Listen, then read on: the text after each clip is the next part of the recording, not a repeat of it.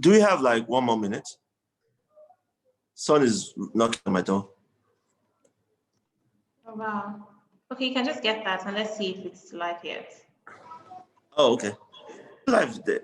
Okay. Are we live now?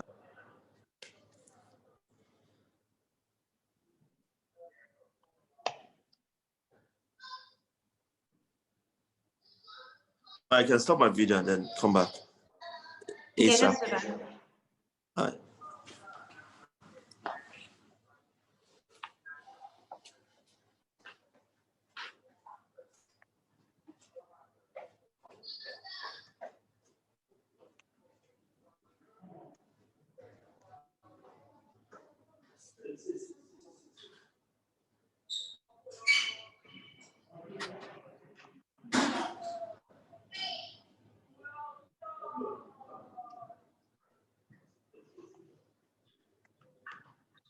Okay, welcome everybody. Welcome, good morning. Welcome to United Capital PLC's Chit Chatting. It's Chit Chatting with UCAP. My name is Bisola Efboren. I am the Communications Officer at United Capital PLC. And I'm going to be your host for today. We have somebody in the house today, Oye Akindende, but he's going to join us very soon.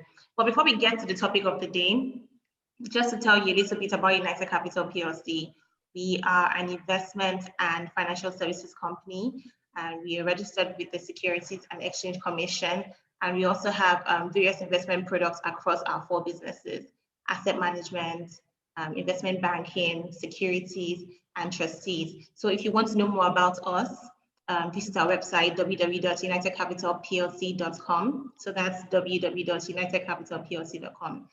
And our digital platform is called investnow.ng. Okay, now that I've gotten that out, let's start. We have somebody really exciting in the house today, and he's what you would call an OG in the business, you know, someone who has been, he has over 20 years experience in the music business, and to be honest, many other businesses. His name is Oye Akindende. And Oye, I'm so glad that you're here with us today. I am so excited to have you here today. Thank you. He works in so many places. One of the faces behind 360 Knobs, if you are very conversant with music, especially from like maybe like the 2010s to 2012, that period, yeah. So 360 Knobs was a go-to place for music downloads and music reviews and all of that. So Oye was the guy behind that. Yeah, we are with the legend right now. And Oye has also, he's currently the GM of music services at MTN, and he's also the CEO of Music Time at MTN. And he has won so many awards as a music executive. He's the guy behind the scenes. He's the one making things happen. So Oye, welcome. I'm so glad you're here. Thank you for having me. How are you doing today? It's a good Friday. It's good to always talk about money on a Friday. Oh, I love that. That's my favorite topic as well. So everybody who's watching us on YouTube right now, the topic for today is music business, big bank or audio money. And if you know, big bank means money, like, you know, the flashy cars you see on social media, all of these things. And audio money means make believe, like just packaging. So Oye, being the OG in the business, is going to give us some secrets, like, is what we are seeing real, or are we being fooled? I'm also going to tell us about his journey for the past 20 years in the business. So Oye, my first question for you. While I was reading about you, because I had to do my research as a good host, I saw that you've worked in so many industries,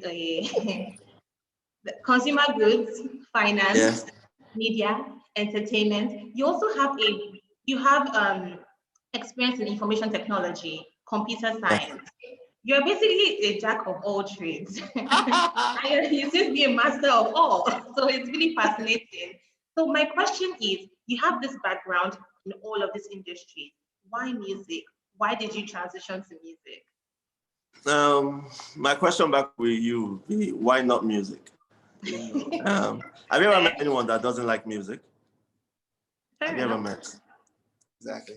So I think my family, as a kid, I grew up with music, always playing the background for my daddy's vinyls.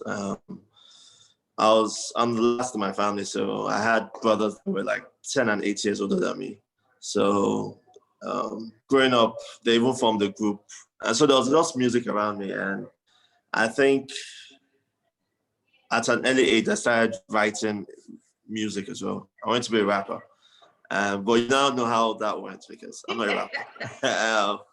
So music was my first love. And it was funny, right? Because at the point where I was growing up in the 80s, 90s, I mean, we had in the 80s we had the major labels in Nigeria, but there was really no big artists apart from Fela, KSA, Ebenezer Obey, and those were like pure musicians, right? So I'm not saying musicians now are not pure musicians, but I'm saying those used to they were used to create their instruments, and all that. So those were like professionals at their peak.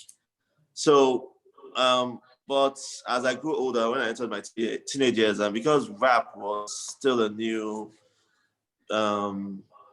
genre, right? It was going to be difficult for me to convince my parents that, oh, I want to go into music. So I fell in love with something else, which was IT. Um, Luckily, I'm happy that I did IT because IT is a business enabler. So it helps me enable everything I'm trying to do. It helps me think through logic of any business at all. And IT empowers everything.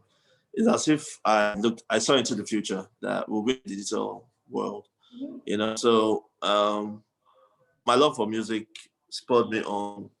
I worked in an ISP, like you mentioned. I worked in the USC, then I worked with FCMB and all that. So, and well, I think it was at the point I was in FCMB that I used to develop websites as well on the side. And I was at the point in FCMB that my two partners and I got together. So Nobu Igwe and Thomas Suarez. We got together and started 360 Knobs. And it was interesting because it was just meant to be an entertainment hotspot for everything entertainment. And me being the lover of music, I focused on the music side and I was in album reviews and all that. And from there, opportunities started coming. Spinlet was the first to come on. And Spinlet was just interesting because I would say Spinlet was ahead of its time. It was great. And it kind of opened me up to music business. Because, I never knew that in Africa we could have a career in music business. And from there I moved on to other ventures and here I am now. That's really interesting because I was obviously very when I was reading, I was wondering how your parents received it, hearing that, oh, I studied information technology and now I'm studying music. So I'm glad that they were actually, well, you came from a music family, so that's great. Additionally, my question is, was there a change in terms of your income from moving from FCMB to being in the music business? Did that affect your income in any way? Was it the same? No, fair enough. It didn't. Yeah, I've always been lucky to make my incomes go higher. So it Wow. didn't in any way. That's what. So exactly, that music business is not all your money. Just that answer. Yeah, Um, exactly. You answered. Let's close the show. but the trick was also I think the first move I made into the music business, I moved up part of my salary just to get one foot in the door. And just to show, and I was actually ready to take a pay cut because I remember doing interviews with some other music business had always existed before Spin Like that. So you had the Viacoms, you had the labels, you had the EME, More Hits into Mavens, and all the labels, right? So that's also part of the music business. It's just that that's part of the music business that is more popular, the label side. Yeah. So I'm on the what you call the DSP side, the distribution side. So distribution is about digital service provisions to music and labels and artists and fans and all that. So that really began with Spinlight in Nigeria, and then spurred me on. So even with my parents, they just knew I was in an IT company. You know, if you ask my mom today, she just says it's an MTN. So I try not to, because I think that generation, they still see music as both a hobby and a career. It's always difficult to think that a career in music can finance your lifestyle and all that. But it happens, and I'm one of those examples. So. As we can see, as we can see, definitely. Okay, so I wanted to ask about your days at 360 Knobs, because I know that when 360 Knobs was at its peak, so you also had some competition. I mean, there was not just OK.com, there was Too Exclusive. So, and I just want to know how you were able to scale that business and still maintain your mark with the competition you had. So I think during those times, we were fortunate, I'll say that, because we're all on Virgin Land, not just OK started before us. I remember when we started, no, I'd always started writing a column on Bella Naija. So as soon as 360 Knobs even launched, we got posted on Bella Naija, that new blog coming out. We got posted on the page. I don't think things like that can happen again. So we saw ourselves more like a family community. I remember the first time the website crashed because of heavy traffic, and I was running around, and Mola from Not Just OK called me and said, "Congratulations, welcome to the big leagues." And I'm like, "What's this guy talking about?" I'm trying to solve, but it took, as soon as I sorted it out, I got what he said, because, it was truly the big leagues. And I think for us, that was, it was a healthy rivalry, and all we kept on telling each other was that, look at the population of Nigeria, and even Africans in diaspora. We haven't even scratched the top this space, So even when we're doing 20, 30 million visits a month, for us, we still scratch the surface, because it can only get bigger. As more kids join onto the internet and all that, it can only get bigger. And that was what really, really drove us. It was difficult then as well, because we had a lot of infrastructural difficulties. The internet in Nigeria was not the best. So when an artist gave us a song, we asked for like 1-2 hours exclusive, because you knew how internet speeds were in Africa. And people will say, stay awake. So at 1 a.m., mind you, I think I was sitting at the back at that time. 1 a.m., no one say, "Sure, you're still awake." I'll say, yeah, of course. And when we get the song, I'll just be praying that the internet is great at that point in time, Or we'll beg them that, don't worry, we won't leak the song. So they'll give us like a day before, then we'll schedule the post. Because with those Too Exclusive and Not Just OK, they were operating from outside Nigeria, and the internet was amazing. So anytime artists gave us the song at the same time, we used to be the last. We'll be like 10 minutes behind because of internet issues and all that. Oh, well, I can imagine. Okay, so for everybody watching by YouTube, please send your questions for Oye in the comment section, and I would send them directly to him and he will respond. Okay, please send your questions. Also, totally random, if you see me doing this, it's because my light tends to trip off when there's no motion. Okay, so don't think I'm being weird. All right. So my other question. So before we get to the audio one, because I just want to know certain things about music. When you were doing 360 Knobs, right? I remember then I was in uni and I used to download music there, and I used to download from Not Just OK. And there are also some websites, Waptrade and LimeWire and all of these places you could download free music. And I was always curious, like, how are these artists and even the websites themselves making any money from this? Like, is this even a business when everything is free? So can you just shed more light on that for a curious mind like me? Yeah, so artists weren't making money from blogs. what artists used to do, then the stream of income for artists was mostly shows, concerts, endorsements. So it was how popular your music was. That's what will give you the shows. So they looked at blogs as PR machines or promotional, as one of the promotional tools.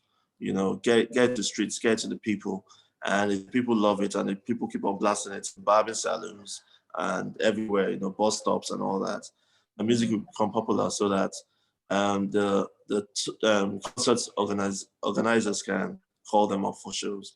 So that was, and a lot hasn't really changed because um, concerts and touring is still one of the biggest pie of an artist's revenue stream. Um, but now, at least the artist can now make money from um, digital streaming. The way blogs used to make money was from ads. So it was basically ads, whether Google ads or direct ads from companies like yours wanting to popularize and stuff. So yes, it was an ad model. That's interesting. Well, question answered. um, so right now, you're currently the GM of music services at MTN, but then you also run Music Time, and I believe that's a streaming platform for MTN. Can you just shed more Yes. light on what it's about? This is free promotion for you. Okay, so I was appointed as the CEO for Music Time. Music Time is an amazing service. It's innovative. It comes bundled with data for all MTN users. So basically, and it's not only for Nigeria. So it's any MTN user across the 22 territories, and you can listen to music for a fee, but you don't use your own data. You know, the biggest challenge is in music streaming over the years I've seen has been um, resistance to data, right? So users rather they're very, very data conscious. So, and also ease of payments. So what we did at Music Time was, first of all, you can use your airtime to pay for the services. So it's simpler instead of going to your wallet and looking for your ATM card just to put numbers in. I mean, you just debit it straight.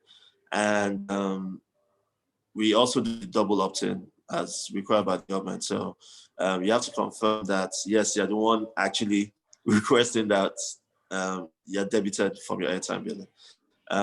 And then it comes bundle data. So we have both, we have packs, right? So, and it's also music time. So you can buy a 12 music time pack.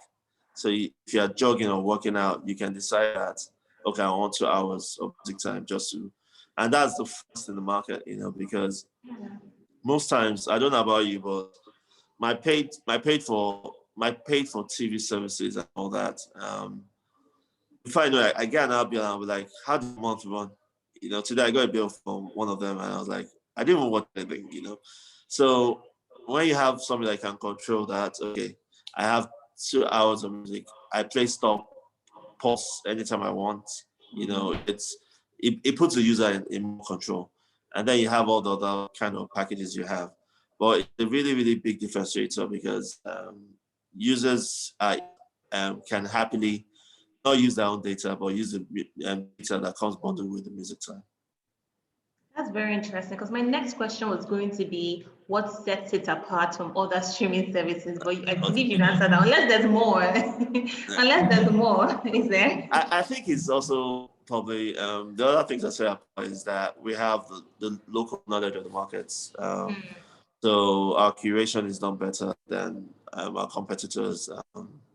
Our editors are just out of this world, you know. And it's very, once you open the app, it's easy to use. You don't have to figure out what do I do next when you're in the app. You don't get lost, you know. So So I it's think user that's what also friendly. sets up.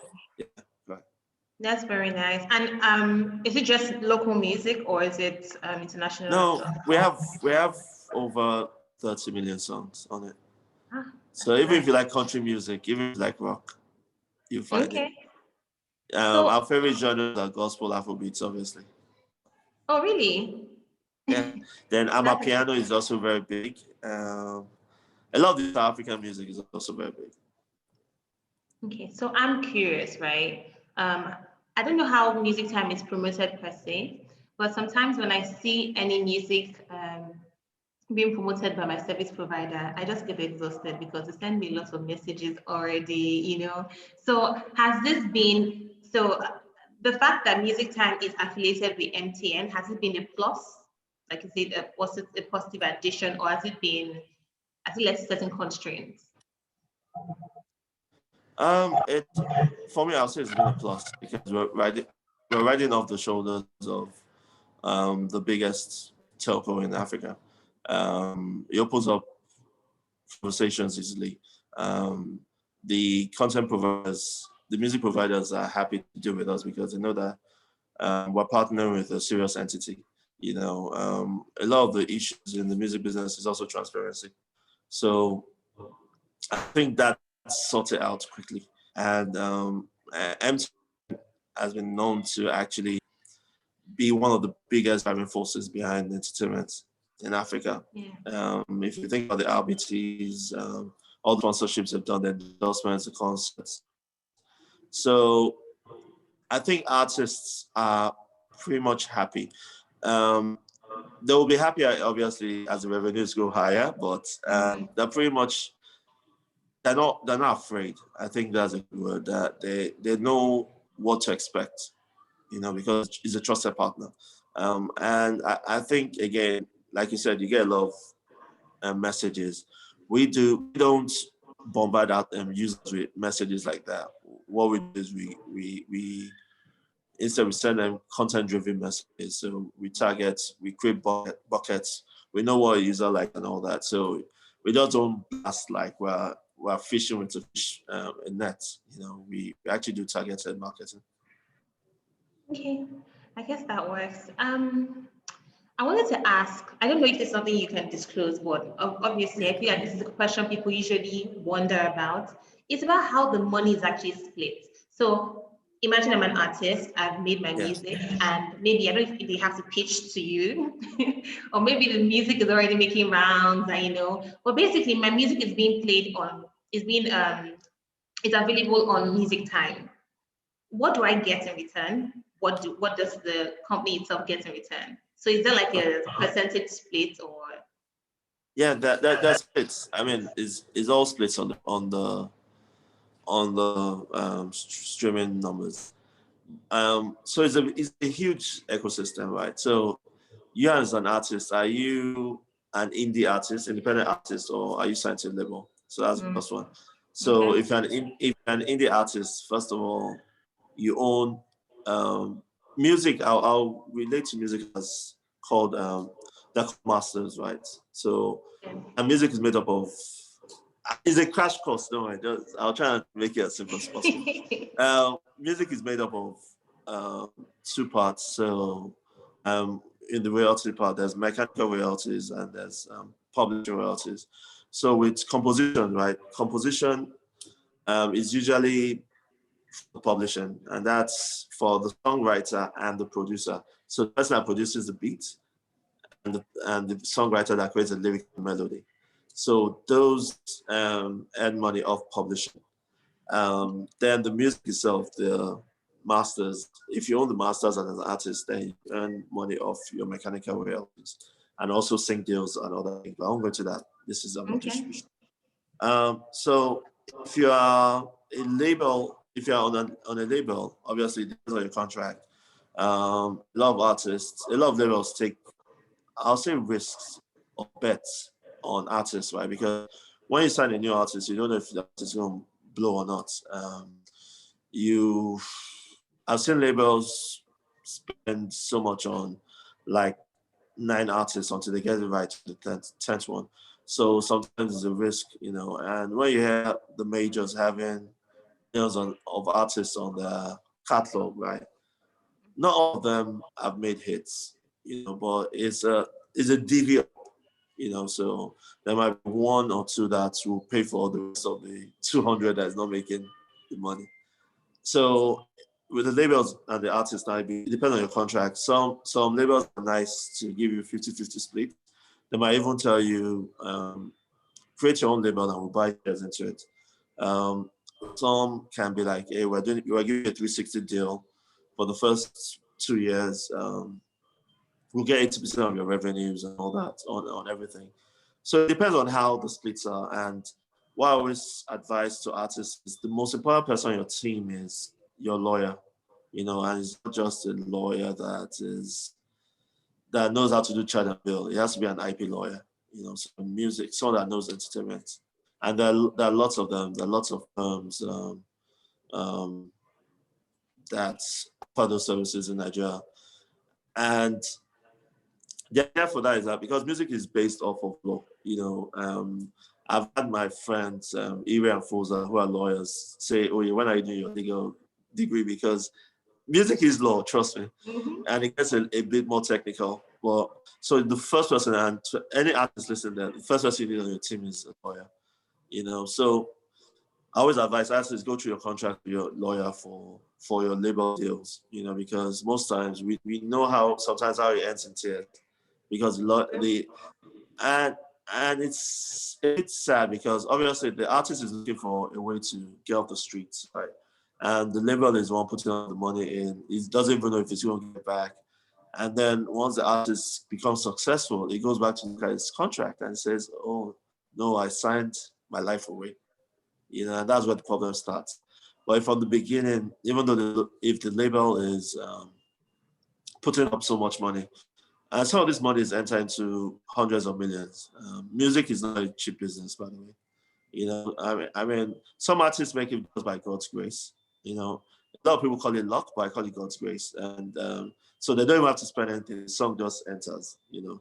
But for a proper music business, you need a lot of money, a lot of investment in it. And so if an artist comes with his lawyer prepared, then he can negotiate properly.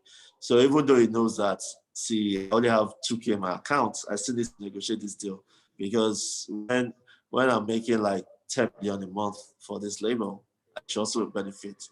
So those are the kind of conversations you should have from day one, and not when you've become famous. So moving on to that, the artist or the label now decides, okay, I need to put this music out. There are a lot of distribution companies that offer those services. Some offer will just put it into the stores for a fee. So services like TuneCore, CD Baby, Believe, 1RPM, they offer services like that. Some offer boutique services, boutique meaning that, not only will we put the music into the stores, but we also help you market, we help you pitch it and all that. So services like Africori, Mad Solutions, there are loads of them, Empire, there are loads of them, And so the deals are structured differently. Some of them are 50-50 split. Some of them are you pay maybe $10. So that also, again, you need a lawyer to take you through and see. Some even offer as much as, especially during this COVID period, they start offering advances of your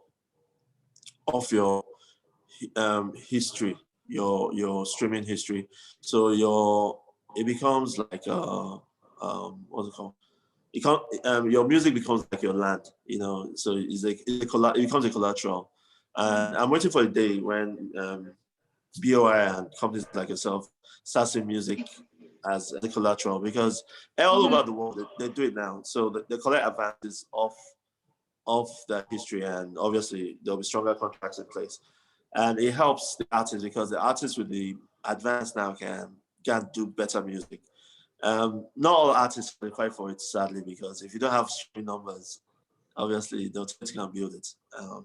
But yeah, so that's how it works. And then the distribution companies now have the deals with the music services such as Music Time. So it's a long chain, and so the splits are based off how your contracts are negotiated. So a contract that Davido has might be different from a contract that Oye as a musician has. A contract that Immaculate Dache has or Imanse has might be different from one that Yemina has, because it's just different splits along the line. Oh, that's very interesting, because I was telling a friend recently that there seems to be a rise in entertainment lawyers. I don't know, everybody's an entertainment lawyer right now. So is there money in this business? Also, it's very interesting that you actually said that like it's not a one size fits all approach to No. this space. So it's basically what you negotiate in your contract well, helps your journey essentially. Yeah, and for you as a DIY artist, you need to know your strengths and weaknesses. So if you feel your network is strong, like let's say they know you, for example, and they say that if you feel that if you reach that stage in your career whereby all you need to do is make 2 phone calls to get to the right person in a music service, then by all means you can be a DIY artist. But if you are the type that you're still struggling to build that network, you have to send like 1,000 emails before one email. By all means, you know that straight off. First of all, you need, apart from the lawyer on your team, you need um, a marketing person, or you need to get a partnership with a show company that also offers pitching and all that. So, as a DIY artist, you need to also know what you really, really need for your career. And is at every stage you have to give yourself milestones. So it's like you and me, for example, we knew what we wanted in our career, and we know we review. So it's a review stage at everything. So for a DIY artist, first of all, you need to build your fan base. Income is important, but you need to build it organically. Don't buy fans. I tell artists it doesn't work out. Don't buy views, don't buy likes. I mean, just grow organically. Buy, because those are the ones that are actually those are the ones that will actually like and buy and stream your music. If they're organic, you know, pay attention to your analytics as well, because you might think your biggest market is in Lagos, but it might be in Ibadan or Lome In the or east Togo. or something, true? Exactly. So look at True. your analytics well. It also helps you with your touring decisions. So you might be waiting that, that December will be coming and you're like, okay, go work this Lagos. Meanwhile, if you had just maybe done like more video touring, like East Africa, Kenya, your numbers would have spiked and then you can go and True. enjoy dollars. So it's a lot of work. And I think as an artist, you just need to keep on checking your performances, and everything is progress, even if you start with, and 360 taught me that, even if you start with 2 users a day, eventually you become 10, eventually you become 1,000, eventually you become 10,000. So everything is progressive, you know. I'm really an analytics junkie because I like checking numbers. I like seeing when there's a dip and all that, because it's progress for me regardless. Every feedback, you should take every feedback as positive. Um, I hate when people criticize music and say this is garbage, because that's not productive criticism. But if they tell you that your music is garbage, it's still positive feedback, and it just means that you need It to improve is. it. Yeah. Okay, so I see we have questions Okay. I'm just going to try and let me take one before I go to the other side of Okay. the topic. Please let it be the easiest one. Okay, let me see. She said, so this is from Oluwabukunmi Shobowale. She says, it's glad to hear that it's not audio money. However, would everyone in the music business agree to this, or do you have to reach a certain level to start making the big bucks? So I think she's trying to say that you are saying it's audio money because it's not audio money because you've had a great career. But we know some struggling artists and struggling labels who would not concur. So I guess that's No, but it's like that. It's like that with every career. I mean, life is fair to some. Life is unfair to some. Um, but I think the word is consistency, and I don't know what is success to you might be different from what is success to me. You know, to some it might be having just 15 cars. To some it might just be having a strong pension after you retire. You know, to some might be being able to send their kids to Harvard. So you have to also first define what is success to you.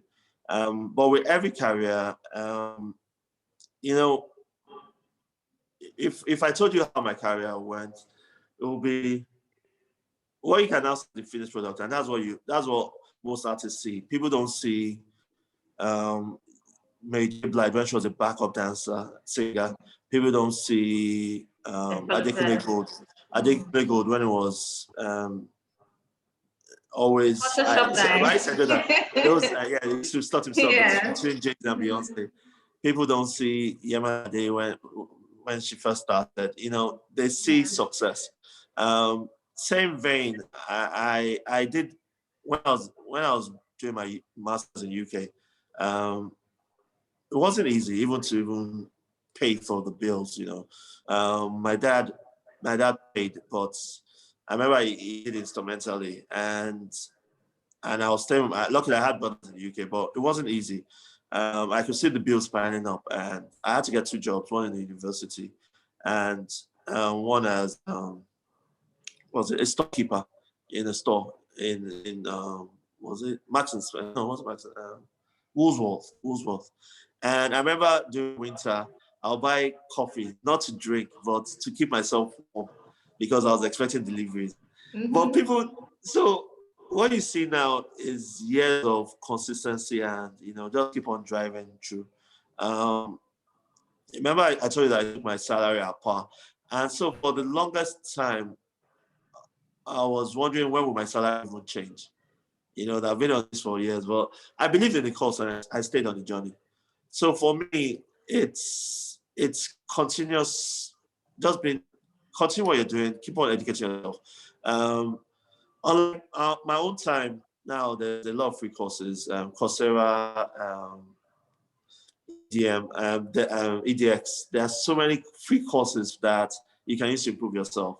And a lot of those courses are offered by schools such as Berkeley School of MIT and all that. And that's it's easy for you to educate yourself now. All you need is your phone and internet, and you'll be fine.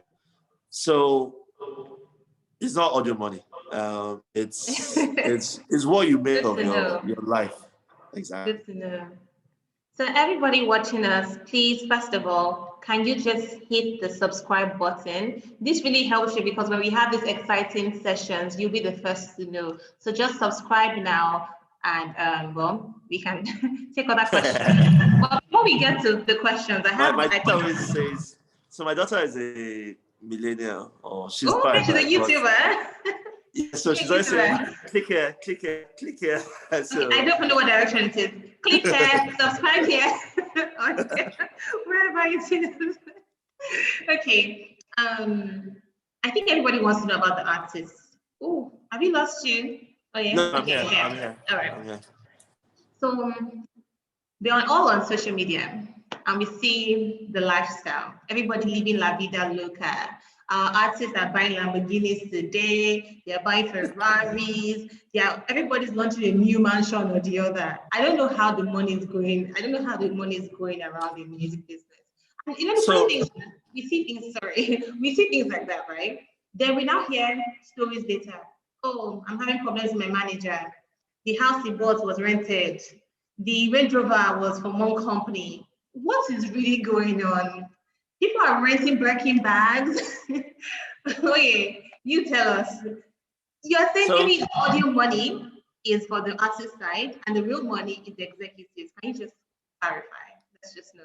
So I'm friends with a lot of artists, and I can for free that a lot of them are,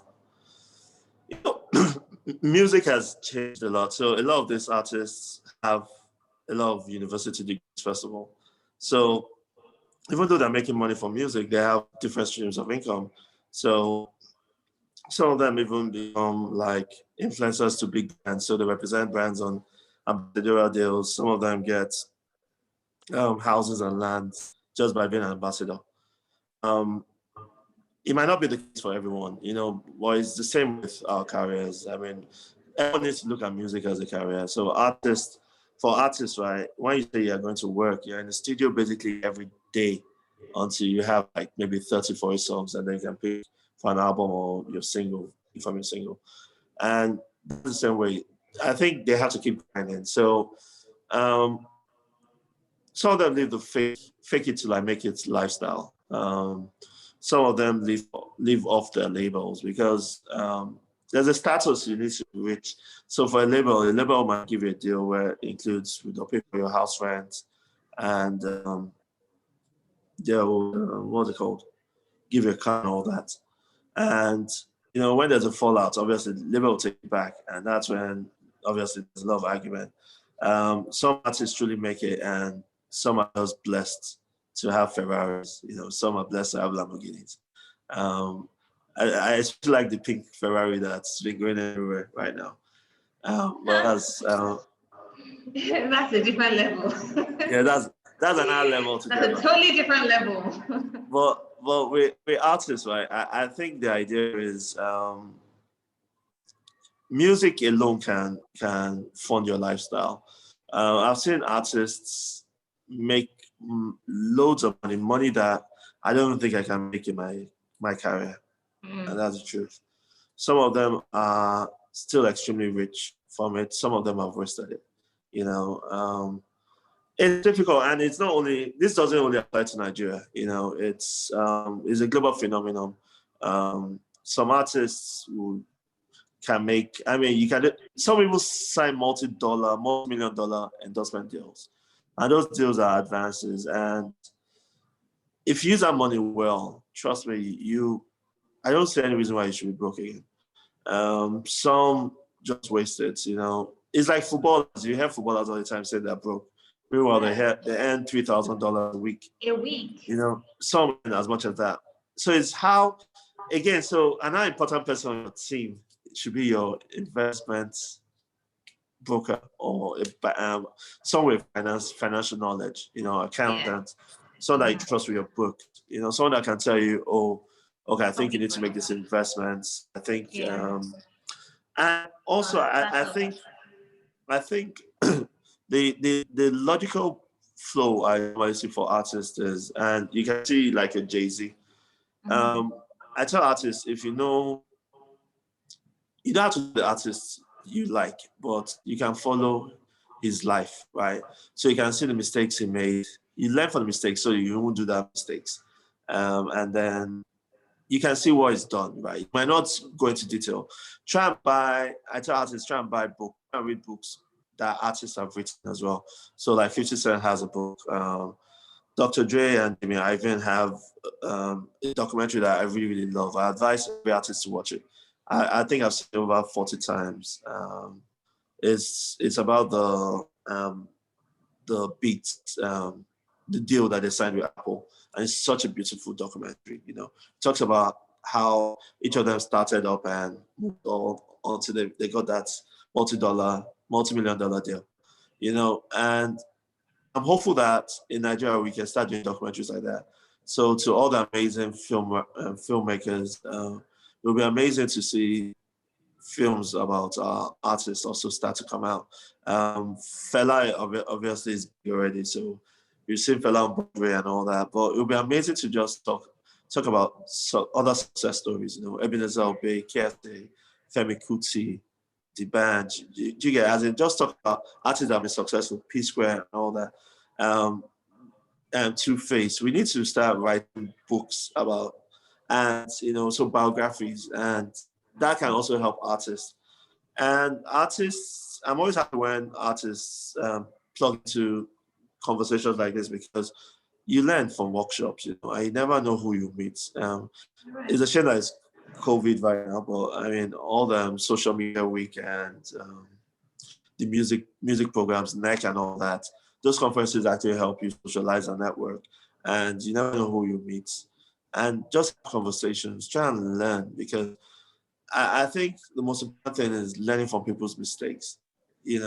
Sometimes I wish I had people to lean on to. I do have people. I have the Ayo Shonayas and the Obiatikas. I always, and Oli Adiboas, I always call from time to time just to pick their brains, and that's what it is. You have to learn from people, and for me, I think that's one of the most important major keys that you need. I agree. I was telling somebody the other day, I was saying that it's really nice if you could actually get a documentary about the OG record labels, because when I was growing up, I know there was Kenny's Music and they were dominating the industry. I'm sure there are some things we can learn from them. There were strong records, even more hits. Just just so we have that catalog and people can always refer to and they can actually learn from There is a documentary, I think that's true actually, really. that is in the works. Ayoshonaya is doing one. It's called Afrobeats, the backstory. And now I'm looking forward to that one. Now it should be very good. And I think there's one also that Bankuli is working on. So hopefully there'll be much more. I don't think two is enough. I think people need to document their stories more and more. Even just interviews, start having podcasts. I don't think we have enough podcasts, for example. We don't. Yeah. So we need more things. We need more content created, and they're not. I mean, music is serious business, but it's also fun. So I don't think people won't get bored by listening to things around music. And just a sprinkle of sensationalism would be nice, Yes, exactly. Exactly. So I don't want people to fight me in the comments because there are questions that need to be answered. So because we have just 10 minutes, we can just keep it short and sweet. We have a question from FAD.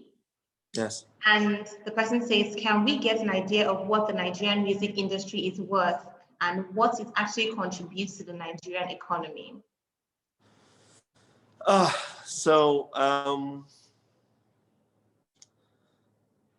It's numbers keep on what's it called?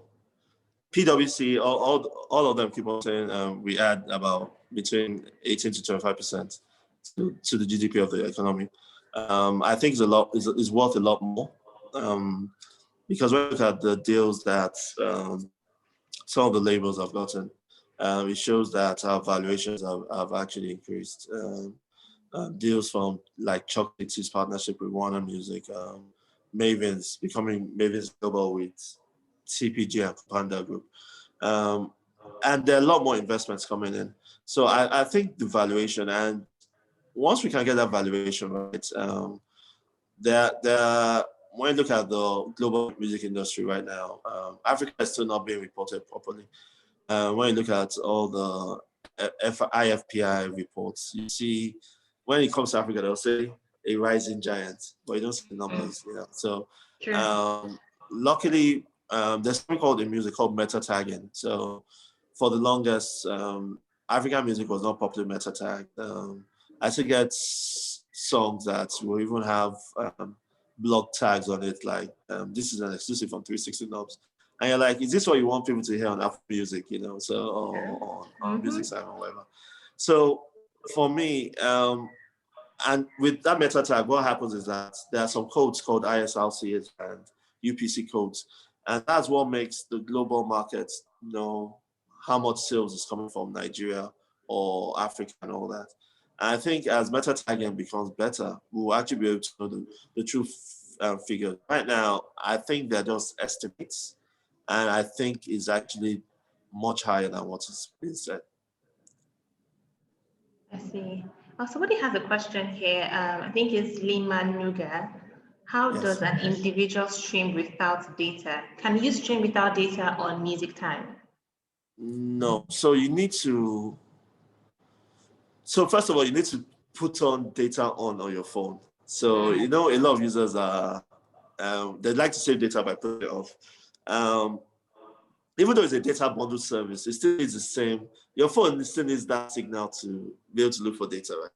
So once your data is turned on and you open the Music Time app and you have a plan, first of all, in Nigeria, you get 20 hours free. So you use that to explore Music Time.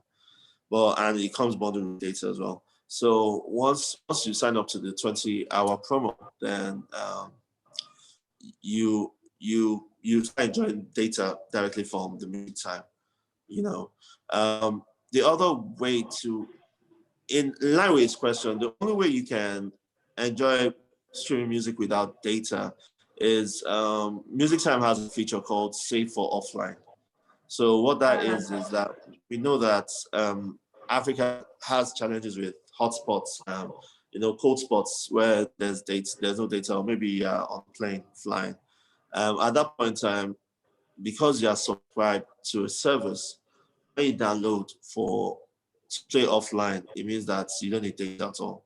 And when you come back online, those streams are synced so that we know what we have to pay the artist. So there's a save for offline feature that you can deploy. But music streaming on its own, you do need data, because even when you need to do the save offline, you need data to save it to the offline mode as well. See, so basically, you need data to access data. Okay, Lima? Yes. So I'm going to try and cram certain questions up because we don't have so much time left. But as an investment banker, working in investment banking, I need to ask, would you say that the music business is a viable investment? That's part one of the question. Part two is just curiosity. Are there any music maybe distribution companies or production companies, even abroad, that are listed on like in Nigeria, the Nigerian Stock Exchange, or maybe the New York Stock Exchange, wherever it is, right? So are there any music, is that all part of the future plan for music in Nigeria? No, so in Nigeria, you have, like I mentioned, the Maven deals, you have private investors jumping in all the time. TPG Group, that also invested in Maven. They've invested in Spotify and other digital companies like Airbnb and all that. So they're pretty much a big player. Then you have those are listed. So the Sonys of this world, their music part, Vivendi, Spotify, obviously, Pandora, all in on the stock market, stock exchange. In Nigeria, there's pretty much none right now, but there are a lot of private equity investments in the music business right now. I think it's a viable market. I think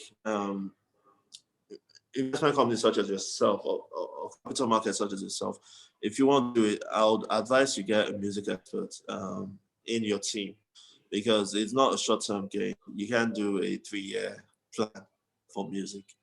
I mean, it's always better to do 10-year forecast and upwards. And if you make it in 3, that means you got the right artist or the right label or the right music business. But it's a long race, more or less. Okay. What's the first question again? It is a viable investment. Okay, I've answered it. Yes. Okay, so my question, okay. So essentially, the world has changed right now, right? COVID-19 came and decided to take over. So I imagine the way it has affected other companies, I can imagine what it has done to Nigerian artists, because they're not performing shows anymore, no concerts. I don't think December is going to be dirty this year. I doubt that. So it's really tricky. But abroad, you hear people like Adele saying, I'm not going to tour again for the next 10 years. Or you hear people saying like Soulja Boy saying he made all of his money from streaming. So is that the reality for Nigeria now that COVID has taken over? If you're not making money from these shows, is streaming a viable income source? Yes. So there's a revenue pie, right? And the music industry has been hit the hard, not as hard as tourism, obviously, but pretty hard, And when you look at the music business, you're saying me here, but if you just look at touring, for example, you have stylists, you have stage managers, you have photographers, you have videographers. All that industry has been hit. You have journalists that earn a living by covering events, So it's a whole industry that's been hit, and so it's not only the artists that are affected, but for an artist, I think what the COVID period has done is help them sit up and look at their streaming numbers more. Streaming was just added income for them, more or less, You have artists like Mr. Easy that have always taken streaming seriously from day one. And then people like that, they'll probably be spending to the bank more, because I mean they got their feet in first. You have artists like Olamide, Yemade. You have a lot of artists that have done well digitally as well. So Yes, they might be missing the touring part, but at least they know that. I mean, no one has ever faced a pandemic, unless you're maybe you're born in the 20s, 1920s, you know, Exactly. um, or you fought in Biafra War, so you understand what it is to suffer or whatever. But I think for us, life was the first part thing, you know, once you're alive. And I know that a lot of artists, I mean, this December will be 30. It will be from touring though, but it will be from all the music being released. It will be from all the music being released, as in there are way too many artists about to drop music. So they've gone back to the studio and used this time to perfect their craft. So you've seen Tiwa drop, you've seen Bonner drop, you've Yeah. seen Olamide drop with your singles, you've seen Fireboy. Whiskey is dropping next week. So it's just Fireboy, exactly. It's just back to back to back. And it's, you know, it's as if they've been waiting because, I mean, the curve seems to be flattening. We'll obviously look to NCDC to tell us when it's flattened or when we're back at level one. But it's looking more and more that life is going to become normal. I mean, Very you're calling me soon. from the office.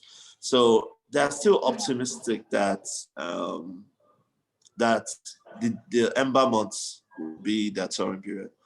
And you know, once everyone is on level one globally, you probably have an empty Nigeria because all the elites are to be touring outside. You know, but yes, Sure. streaming right now, it's been giving more opportunities. Digital streaming has been giving more opportunity to shine. Artists are taking more seriously, which is very, very beneficial to us with our in the business because now there's more focus on us. We can work together to improve the streaming numbers. We can work together to have better strategies, you know, with artists. Yeah. Okay. So we have one last question, but we're Yes. going to treat this as a speed question because we barely have any time left. This is from Ifedi again, and she's asking, are there courses that would help one as it relates to music distribution? Yes. Like I mentioned, Coursera and EDX, they offer courses. I'm sure there are so many other sites. I'm sure Udemy also offers. There's a service I use a lot. It's called masterclass.com. And it's actually cheap for a year. You can listen to masters. Like right now, I'm listening to the Walt Disney CEO. His whole, and it's a proper masterclass. So yes, there are courses that are free. Even if one certificate is as low as $49. I remember I did a few free courses in EDX on EDX before I went to do one with Music School of Berkeley. So yes, to answer that, there are loads of that. Okay, so I didn't get the first one. Was it Coursera? What did you say? Coursera, Coursera. Coursera and EDX, right? Yes, yes. Okay, Ifedi, I hope this answers your question. So we have come to the end of the show because it's been an hour. Oh yeah, you've been, you know what? You speak to some people and you know that they know stuff, but you are an OG. You have all the information. I'll be calling you up on my own just in case I have anything Yes. to add. And I hope you can sing. Let's put you in the studio. Oh, I rap too, but Yeah. but investment banking now. But you should have fun. You should have fun while investing. So, Yeah, definitely. and But I'm sure everyone, there's some labor owners listening in. So if you want to drop 6 lines, you guys, are you bars. hearing out? Just not right now. I don't want to embarrass myself. No. But don't worry, soon you see me under my pseudonym. Okay? All right, cool. All right, no worries. Okay. So guys, thank you for staying here with us. It's been a really, really fun and enlightening session. Oye has been a real one. Thank you so much for dropping all the nuggets. And Oye, can you tell us how to reach you if you have questions or anything? And also, can you plug in how to get to Music Time? Okay. So my handle on Instagram and Twitter is at Oye AKT. On Facebook is Oye Akidende. LinkedIn is Oye Akidende. We also have on where Music Time stays in a company called PTH. We also have a service called Ayoba, which is also a free data instant messaging service that users can also jump on. So I'm there also as ayoba.me/oyekidi. So you can find me on all those platforms. To get your music on, just send an email to music@simfi.africa, or just check our website, musictime.app or musictime.africa or Sim. So just reach out, Okay. just search, you find the answers. I hope you guys are going to, because OA has the answers, guys. Quick message from United Capital PLC. If you want to know more about investing, visit our website, www.unitedcapitalplc.com. Or if you want to invest and see our investment products, mutual funds, etc., go to www.investnow.ng. We are also available to download on iOS and Android. Also, a quick message, guys, there are fraudsters out there. If you do not see a verified tick on any of our social media platforms, it is not us, right? And also, we do not double money in 45 minutes. Those are Ponzi schemes. We do not do that. We help you grow your wealth, okay? Also, to reach us, please check out our social media. We are at United Capital PLC on Instagram, LinkedIn, and Facebook. And then we are at United on Twitter. All right, guys, before you leave, please subscribe again so you can get first-hand information about our next sessions, wherever it is. Okay, it's been a great session. I'm so glad I was one hosting the session today because I learned a lot, being a music head myself. So yeah. Thank you for having me. All right, we come to the end, guys. Have a wonderful day. Bye.